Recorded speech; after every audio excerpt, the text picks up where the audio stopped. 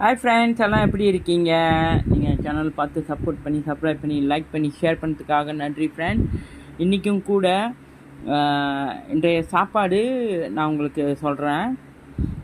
பாவக்காய் பொரியல், அப்புறம் சோறு கொஞ்சம், அப்புறம் புடலங்காய் பெரட்டல், அப்புறம் மீன் வஞ்சர மீன் ஒன்று பொரிச்சுது. பிறகு இது சார்டின் கறி, சார்டின் போட்டு உருளைக்கிழங்கு போட்டு சார்டின் கறி வச்சுது பாருங்க. ஒரு கலர்ஃபுல்லாக இருக்குது.